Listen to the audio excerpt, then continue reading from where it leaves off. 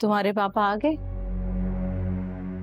वो अम्मी साय के पीछे नहीं भागते। शाम हो गई? हो गई अम्मी, कह रही शाम। खाना बना लिया? जी। अभी तक आए क्यों नहीं? क्यों नहीं आए अभी तक? ओफो अम्मी, एक ही बात बार बार करते करते थकती नहीं है आप? नाराज हो जाएंगे खाना नहीं बनाया तो। अच्छा अम्मी, बना दिया है, उनकी पसंद का बनाया है, चिकन कढ़ाई। नमक तेज तो नहीं है ना? नहीं, मैं आपको कुछ भी नहीं भूला, सब कुछ याद है, लेकिन उस याद में आप खुद को कहीं भूल आई है। कहाँ खो गई हैं अम्मी आप? सोचा तुमने? किस बारे में? दुआ के बारे में यार।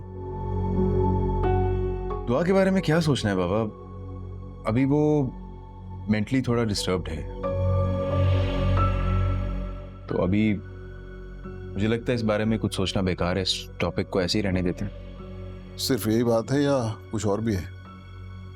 यही बात है बाबा, और क्या बात हो सकती है? मैं तो ये कह रहा था भाई कि आजकल नौजवान औलाद का कोई भरोसा थोड़ी है। बाप को बूढ़ा और नाकारा समझ के कोई बात शेयर करने पे आमादा ही ना हो, फिर क्या कर लेंगे हम? आप चाहे जितने भी बूढ़े हो जाए ना, मेरे बेस्ट फ्रेंड तो आप ही रहेंगे, और आप ये भी जानते हैं कि मैं अपनी जिंदगी की सारी बातें सिर्फ आपसे शेयर करता हूं। और जहां तक दुआ की बात है, वो जॉब करना चाहती है, एंड आई थिंक कि उसके सेल्फ कॉन्फिडेंस के लिए ये बहुत अच्छा होगा। यार मैं तो दरअसल अपने भाई की वजह से बहुत परेशान, चाह रहा था उसका बोझ कम हो जाएगा, इसलिए तुमसे बात की। देखो, जो गहरे जख्म होते हैं ना, उनको भरने में बहुत देर लगती है।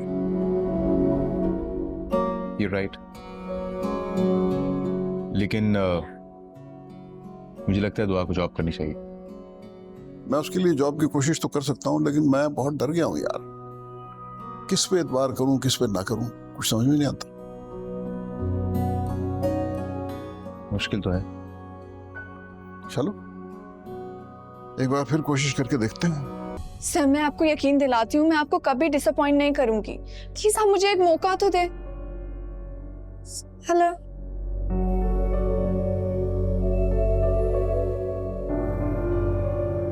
क्या हुआ दुआ? किसका फोन था?